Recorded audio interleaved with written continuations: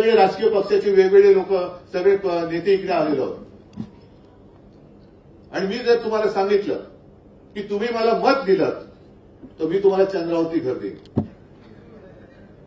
तुम्ही काय बोलाल? जुमला नाही, याला विचारा. देतोय तुम्ही? देणार? तुषारजी तुम्ही तर महात्माजींचे पंटू आहात, उलटाताई तुम्ही मोठ्या समाजसेवी आहात, निखिलजी तुम्ही चंद्रावती घर नाही देऊ शकत? मी देतो घर तुम्हाला. मग तुम्ही विचार काय करता? अरे चंद्रावती घर मिळणार नाही मला पण माहितीये, सगळे नाही म्हणतो, पण हा हो बोलतोय. मग ह्याला दिलं तर मिळणार नाहीच आहे, पण ह्याला दिलं तर हा हा हो बोलते. एकदा देऊन बघा ना, मिळालं घर तर. आणि मग त्याच्यानंतर निवडून दिल्यानंतर मग तुम्ही काय म्हणालात आता? चुनाव के दरम्यान ऐसे जुमले करने ही पडते हैं. मग त्यांचे अच्छे दिन आएंगे वो गले की हड्डी बन गया. अरे शाकाहारी माणसाच्या गळ्यात हाडं अडकायला लागली आश्वासनाची, तर कसं चालणार असं? वो अच्छे दिन हमारे गले की हड्डी बन गया, हड्डी अटक गई. काय हे सगळी जुमलेबाजी, या जुमलेबाजीमध्ये लोक सुद्धा बघतात की अरे काय करायचं तरी काय. आणि मग दुर्दैवाने म्हणा, कारण मी स्वतः त्याचा अनुभव घेतलेला आहे. प्रचाराच्या दरम्यान मी जेव्हा फिरतो, ग्रामीण भागात फिरतो, आता सुद्धा 1-2 महिन्यापूर्वी गेलो तर संभाजीनगरमध्ये एका शेताच्या बांधावरती उतरला, आमदारच होते सोबत.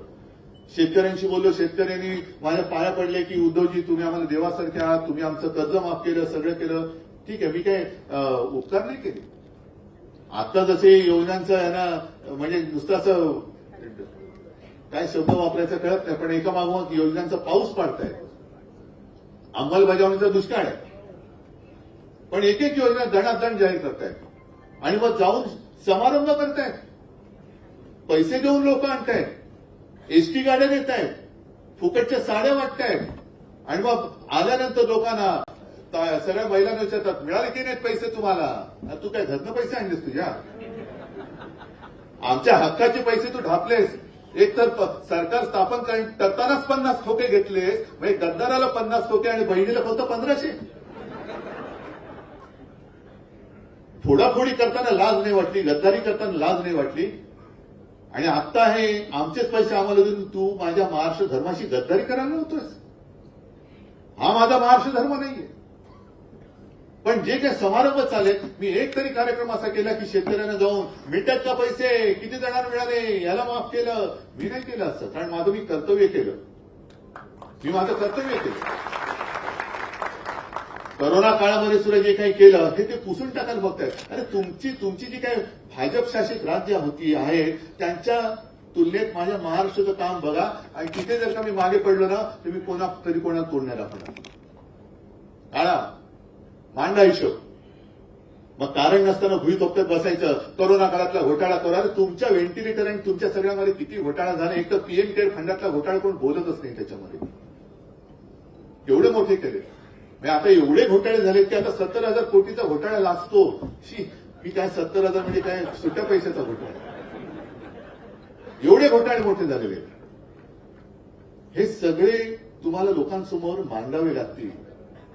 गावागावामध्ये जेव्हा होर्डिंग लागतात ना, आता तर जाहिराती, हा सगळा आपला लुटीचा पैसा आहे, हे आपल्याला लुटतायत. म्हणजे छत्रपती शिवाजी महाराजांनी सुरत लुटली होती स्वराज्यासाठी, हे 2 ठग माझा महाराष्ट्र लुटतायत, महाराजांचा महाराष्ट्र लुटतायत. आणि तोच लुटीचा पैसा वापरून स्वतःची जाहिरात करतायत.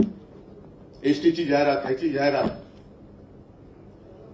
आणि मग सरकारची जाहिरात लागल्यानंतर मोठे मोठे सगळे, म्हणजे यांचं बजेट बघा किती असेल. मोठमोठे सगळे तारका आणि तारे घेत आहेत आणि आम्हाला डोळ्यासमोर काजळ चमकवत आहेत. यांचं बजेट किती मोठं असेल. 50 कोटी लोकांना गॅस सिलेंडर दिले. तुम्हाला सगळ्यांना काय वाटेल, मला नाही मिळालं, पण यांचा फोटो आहे, मोदींचा फोटो आहे, सरकारी जाहिरात आहे. सरकारवरती नसला तरी सरकारच्या जाहिरातीवरती अजून लोकांचा विश्वास आहे. मग 50 कोटी लोकांना मला नाही मिळाले, पण 50 कोटी म्हणतात म्हणजे बाजूच्यानं मिळालं असेल. बाजूच्या गावात विचारलं तर मला नसेल मिळालं, पण ह्याला मिळालं असेल.